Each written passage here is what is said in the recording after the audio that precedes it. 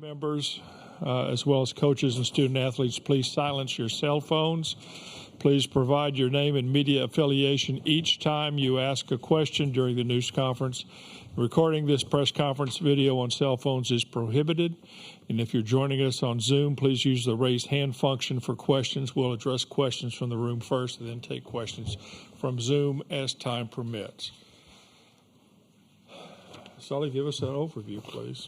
Well, it was obviously well-played game. We got off to a tough start on the mound. We ran into a lot of offensive counts, but Brandon was able to pitch his way out of it. Obviously, his pitch count got up there. I thought Cade came in and did an outstanding job. Obviously, he made that one mistake on the 0-2 count, but other than that, he pitched great. And I thought Brandon pitched great. Came down to one pitch. Offensively, we struck out 20 times tonight. They only walked 2. I just think our swings were a little bit big tonight, and we've handled the moment really well tonight.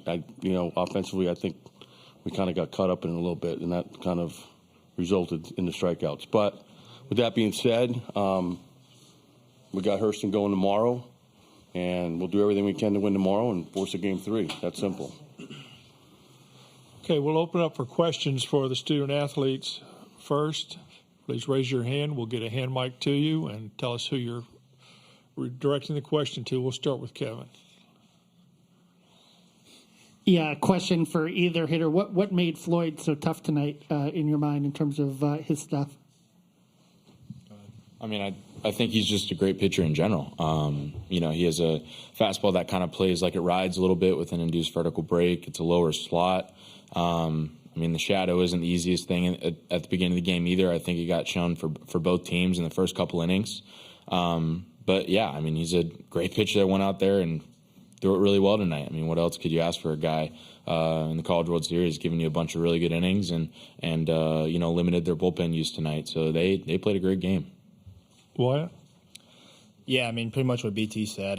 He's a really good pitcher as it is, and tonight was just his night, and that's just kind of how it went about, and that's just what it was, I guess. Okay, next question. Yeah. Matthew Raines, White and Blue Review, BT. I saw you shaking your head when Sully was going through the walk-to-strikeout ratio. What did you feel like was so frustrating about the at-bats tonight? Aside from Floyd, I guess. Sorry. Yeah, everybody just didn't have their night. Your best players have to play the best when it matters the most to win games and like this. It's one pitch that completely changes the game, obviously.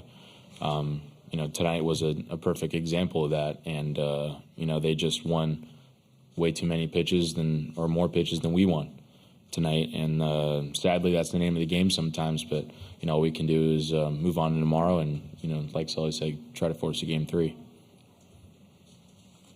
Okay. Well, Kevin again. Wyatt, I'm curious your thoughts, your emotions in the bottom of the 10th when you hit that line drive. It looked like it was, maybe going over the left fielder's head. Did you think it had a shot, and how tough was that, for him to make that catch? Yeah, I knew I hit the ball good. I just hit it right at him. So obviously that sucks, and it's probably something I'll never forget looking back on it. But that's just baseball, really. You can hit the ball as hard as you can, but sometimes it just goes right at him. So that's just part of it. Okay, Brandon. Brendan Prizeman, Omaha World Herald. BT, you've caught for Brandon Sproat for a couple of years now. What can you say about his mentality tonight and how he was able to get out of a lot of those jams in the early innings?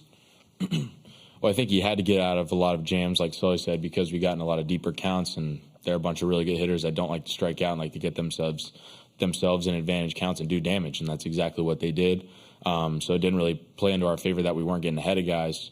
But yeah, whenever Sproat got in jams like that, he kind of pulled himself together and made some pitches when it mattered the most, but ran up his pitch count really fast, and he was out after 4 innings. So that didn't really play into our plan, but I guess he got out of jams when he had to. Good, Joe. Joe Healy, D1 Baseball. BT, how much of an advantage do you feel like it is for your club? You get to come back with Waldrop tomorrow, just given how well he's thrown for y'all lately. Yeah, well, anytime that guy gets on the mound is a great advantage for us. Ultimately, we have to go out and execute. I think execution is the most important thing right now. You can throw out all the talent. You can throw out everything else. All that matters right now is if you execute and make the pitch when it matters, or the at-bat when it matters, or the defensive play when it matters, because if you don't, you're going to lose to good teams like LSU. So, we have to go out tomorrow and attack and bring the game to them, and that's all we can do. We have time for one more question if anybody wants to take it. Kevin, just beat you. Yeah, for either player, just mindset going into tomorrow, and how do you feel about having Hurston on the mound? Wyatt? Yeah, I mean, like BT just said, anytime Hurston gets on the mound, we know we have a really good chance to win. So, I mean, obviously we're trying to flush tonight and just come in tomorrow ready to play. BT? Can't dwell on tonight. I mean, it's in the past. We've been in this position before where our back was up against the wall and we're taking punches and we got to throw some back. So it's a matter of us going out there and attacking and playing our best baseball. And if we don't, then, that's just how it rolls. But we're going to do everything in our power to play our best baseball tomorrow and force a game 3 on Monday. Okay. Guys, thank you. Yep, thank you. See you tomorrow.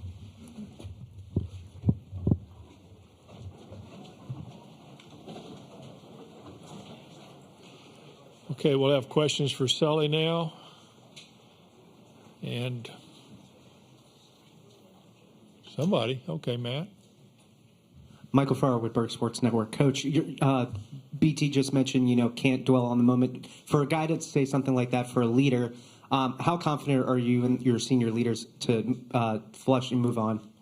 Yeah, I think it's hard right now, Once they get back to the hotel, take a shower, get something to eat.